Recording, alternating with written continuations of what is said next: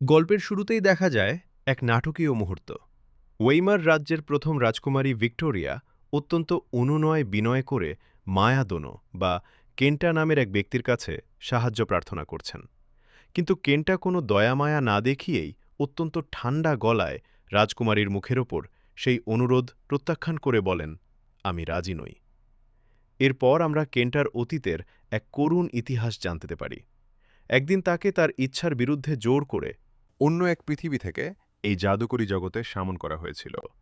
এই জগতের মানুষেরা তাকে বাধ্য করেছিল তাদের হয়ে লড়াই করতে এবং ডেমন বা দানবদের হত্যা করতে।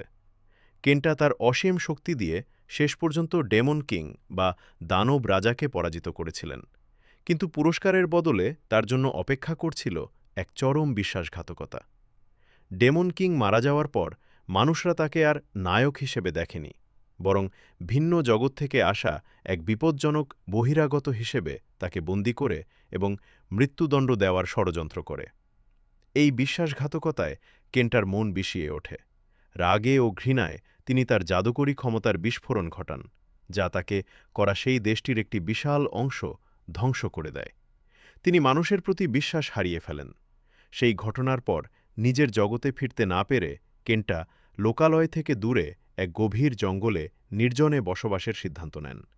সেখানে তিনি একা নন, তার সাথে আছেন মেইলিন নামের এক ডেমন বা এলফ জাতীয় সুন্দরী নারী।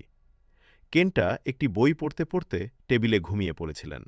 মেইলিন তাকে আলতো করে ঘুম থেকে জাগিয়ে তোলেন এবং জানান যে দুপুরের খাবারের সময় হয়েছে। কেন্টা মনে মনে ভাবেন, এই অভিশপ্ত পৃথিবীতে মেইলিনই একমাত্র ব্যক্তি যে তার পাশে আছে। তাদের এই শান্তিময় মুহূর্তে হঠাৎ কেন্টার জাদুকরী অ্যালার্ম বেজে ওঠে। কেউ তার বাড়ির সীমানায় প্রবেশ করেছে। মেইলিনকে আশ্বস্ত করে কেন্টা নিজেই বিষয়টি দেখতে যান। তিনি বুঝতে পারেন যারা এসেছে তারা আগের সেই বিরক্তিকর মানুষের দল।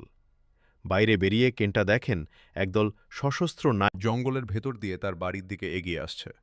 সৈন্যরা কেন্টাকে দেখে অবাক হয়, কারণ তিনি হঠাৎ করেই তাদের সামনে উপস্থিত হয়েছেন। নাইটদের একজন কেন্টাকে তার পরিচয় জিজ্ঞাসা করে। কেন্টা পাল্টা প্রশ্ন করেন, আমি কে সেটা জানার আগে তোদের পরিচয় দে। নাইটটি রেগে গিয়ে কেন্টাকে আক্রমণ করতে উদ্যত হলে কেন্টা নিজের জাদুকরী আভা বা অরা দিয়ে তাকে থামিয়ে দেন এবং বলেন, এখানে প্রশ্ন আমি করব। নাইটটি কেন্টার ধৃষ্টতা দেখে ক্ষিপ্ত হয়ে ওঠে এবং তাকে জার্জ বলে গালি দেয়।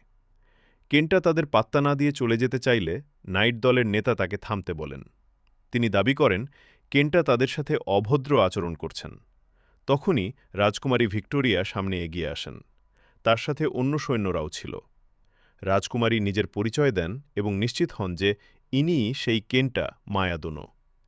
কেন্টা তাদের চিনতে পারেন এবং বিদ্রূপের সুরে কথা বলেন। এতে রাজকুমারীর সাথে নাইটটি আবারও ক্ষেপে যায় এবং রাজকুমারীর সাথে এভাবে কথা বলার জন্য কেন্টাকে ধমক দেয়। কেন্টা পরিস্থিতি শান্ত করতে বা তাদের বিদায় করতে একটু দূরে গিয়ে কথা বলার প্রস্তাব দেন। রাজকুমারী ভিক্টোরিয়া তখন আসল কথাটি পারেন। তারা কেন্টার শক্তি ধার নিতে এসেছেন।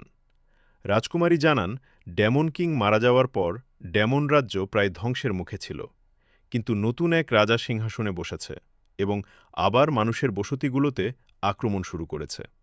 ডেমনদের জাদুকরী শক্তি মানুষের চেয়ে অনেক বেশি হওয়ায় তারা পেরে উঠছেন না। তাই তারা সেই নায়কের সাহায্য চান যিনি একসময় ডেমন কিংকে হত্যা করেছিলেন।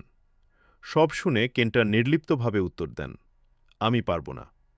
তার এই সরাসরি প্রত্যাখ্যান নাইটদের হতভম্ব করে দেয়। কেন্টা তাদের মনে করিয়ে দেন, তোমরা মানুষকে যন্ত্রের মতো ব্যবহার করো আর প্রয়োজন ফুরিয়ে গেলে মৃত্যুদণ্ড দাও। কোনো সুস্থ মস্তিষ্কের মানুষ তোমাদের সাহায্য করবে? রাজকুমারী দাবি করেন যে মৃত্যুদণ্ডের আদেশ তার দেশ দেয়নি, বরং প্রতিবেশী দেশ দিয়েছিল। কেন্টা তখন মনে করিয়ে দেন যে তিনি সেই প্রতিবেশী দেশটির অর্ধেক ধ্বংস করে দিয়েছেন এবং সারা বিশ্ব তার মাথার উপর পুরস্কার ঘোষণা করেছে।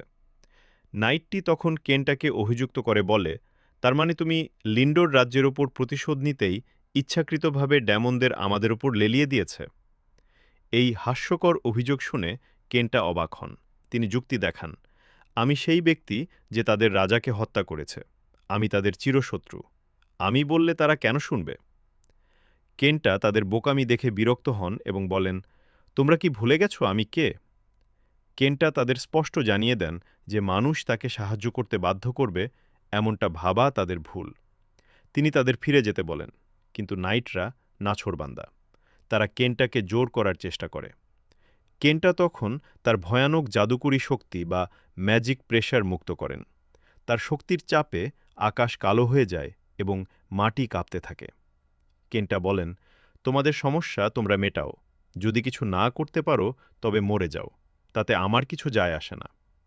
কেন্টার এই রুদ্রমূর্তি দেখে রাজকুমারী এবং তার সৈন্যরা ভয়ে কাঁপতে থাকে। এমনকি বনের পশু পাখিরাও ভয়ে পালাতে শুরু করে। কেন্টার শক্তির তোরে সৈন্যরা ছিটকে পড়ে। তিনি তাদের সতর্ক করে দেন, আমাদের শান্তিতে নাক গলাতে এসো না। রাজকুমারী বুঝতে পারেন এখানে আর থাকা সম্ভব নয়। ভয়ে এবং হতাশায় রাজকুমারী তার দলবল নিয়ে পালিয়ে যান। কেন্টা মনে মনে ভাবেন দ্রুত মেইলিনের কাছে ফিরে যেতে হবে। এই পৃথিবীতে একমাত্র মেইলিনই তার কাছে গুরুত্বপূর্ণ। ঘরে ফিরে কেন্টা দেখেন মেইলিন চিন্তিত। মেইলিন বলেন, আমার জন্যই এসব হচ্ছে। আমি ডেমনদের ঠিকমতো নেতৃত্ব দিতে পারিনি। কেন্টা তাকে থামিয়ে দেন। তিনি মেইলিনকে জড়িয়ে ধরে বলেন, এটা সত্যি নয়। ওরাই তোমার সাথে বিশ্বাসঘাতকতা করেছে মেইলিন। ওরা তোমাকে রানী হিসেবে চায়নি। কেন্টা প্রতিজ্ঞা করেন, বাইরের কেউ তাদের জীবনে আর হস্তক্ষেপ করতে পারবে না। মেইলিন কেন্টার বুকে মাথা রেখে শান্ত হন এবং তার উপর আস্থা রাখেন। এটি দ্বিতীয় চ্যাপ্টার আসেনি, সাবস্ক্রাইব করে পাশে থাকুন।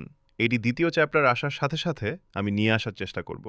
ধন্যবাদ সকলকে, পাশে থাকবেন।